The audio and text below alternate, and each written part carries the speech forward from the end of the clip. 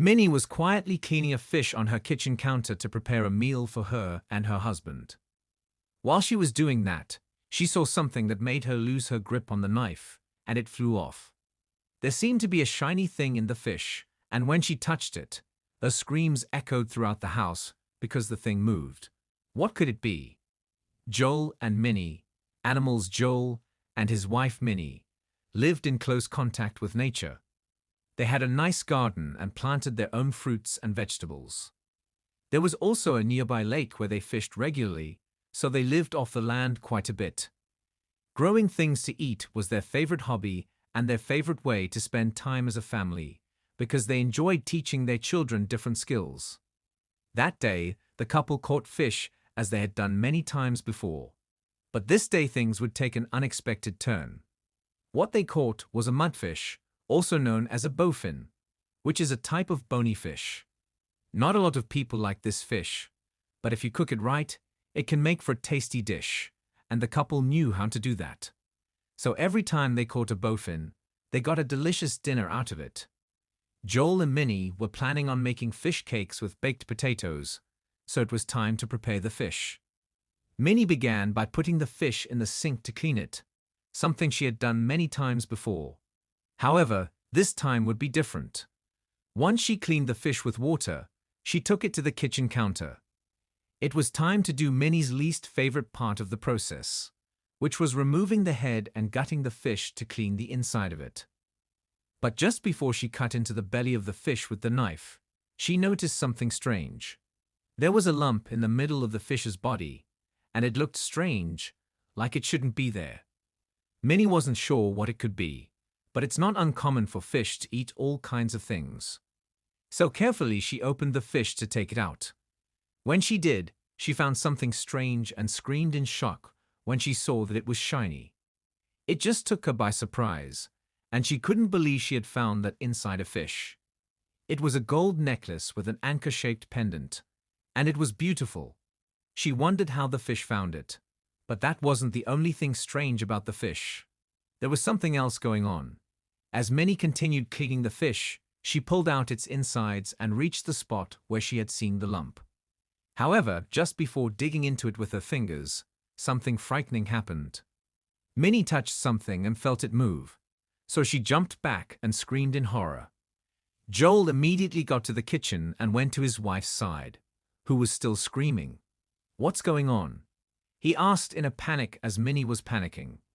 Eventually, she calmed down enough to point to the fish. When Joel got closer to the fish to see what his wife was talking about, a lump of flesh curled up as if it were alive. The fish had been dead already, and Minnie had already cut off the head, so how was it still moving? How was it possible? Minnie decided to search the internet for a possible explanation before trying to touch the fish again. In the meantime, Joel started filming how the fish was moving. After a bit of searching, Minnie discovered that fish tend to move even after death. Salt, a preservative and a very common ingredient, may cause dead fish to react because some cells may still be able to respond to stimuli. Minnie finally sighed with relief, and she chuckled a little. That solved the mystery of how the fish was able to move, but they still didn't know what was inside the fish. Joel noticed the necklace on the counter and asked Minnie about it.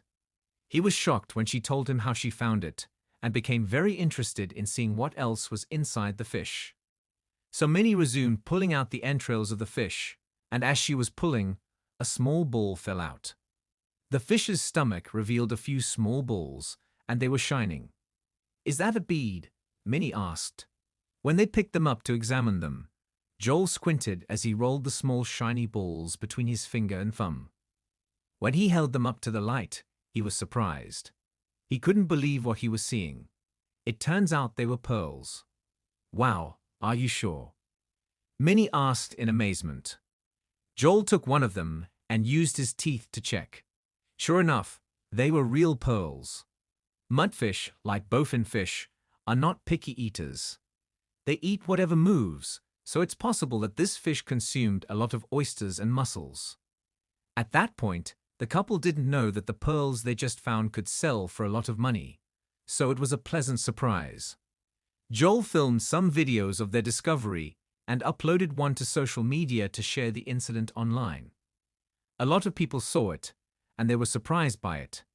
It's not every day that a fish comes with hidden treasures. Joel and Minni were particularly interested in finding the owner of the necklace, so they asked if anyone was familiar with it, but there were no clues. A couple of weeks later, Minni remembered that they caught more than one fish that day. The other 5 fish were sitting in the freezer, and she hadn't thought about checking them until now. So she thawed them and got to work cleaning them. The first fish didn't have any surprises, and it didn't move either. The same happened with the second, third, and fourth fish. However, the last fish did surprise them. As Minni was cleaning the 5th fish, her knife hit something solid inside of the fish. When she opened it, she found a gold ring, and it seemed like it belonged to a man based on the size. Once again, Joel and Minni couldn't believe their discovery. When they cleaned the ring, they found it was engraved with 2 names, Jimmy and Madeline, and a date. It was clear that it was a wedding ring, and they thought that the information could be useful in finding the owner. Joel and Minni searched for the names and the date, but the search wasn't easy. After a while, Joel exclaimed, "James and Madeline Jeffords." He was so excited to find something. They did a little sleuthing on social media, but they didn't see any mentions of a lost wedding ring. They likely lost it long ago, so they forgot about it. Eventually, Minni decided to message Madeline to introduce herself and ask if she or her husband had lost a wedding ring. She was so excited to hear back that she kept checking her phone, but no reply came. But when they were in bed, Minni finally got a reply. Madeline confirmed that they lost a wedding ring, but it happened years ago. Joel was already asleep, so Minni woke him up, and they decided to meet with the couple. But before they did that, Minni and Joel explained that they fish at the lake near their home, and they found the ring in the stomach of one of the fish they caught. They wanted to make sure they found the right couple, so they asked Madeline about the other name engraved in the ring. It turns out her husband James goes by Jimmy, so they had found the real owners. It was time to meet face to face. Little did Minni know, however, that the best part of the story was yet to come. As Minni and Joel were pulling up to the home of the couple, Minni's eyes filled with tears. There, waiting for them on the front lawn, was an elderly couple holding hands. After they greeted each other, James and Madeline told their story. What happened was that they were walking along a pier many years ago. She wasn't sure when, but Madeline's small jewelry bag fell out of her purse. Unfortunately, the jewelry bag was caught in the waves, and they weren't able to retrieve it. The elderly couple showed Minni and Joel some photographs, and while they were doing that, Minni noticed something. Madeline was wearing the gold necklace with the anchor-shaped pendant in one of the photos. They couldn't believe it. It was destiny. The elderly couple was so grateful to Minni and Joel that they wanted to do something special for them. Madeline asked Minni to keep the necklace, and she accepted. When it was time for Minni and Joel to go back home, the elderly couple couldn't stop smiling. It was such a good day for everyone, and Minni was happy that they didn't give up on trying to find the owners of the ring. Losing something that has a lot of sentimental value is always heartbreaking, so Minni and Joel were glad they could return something special to the elderly couple.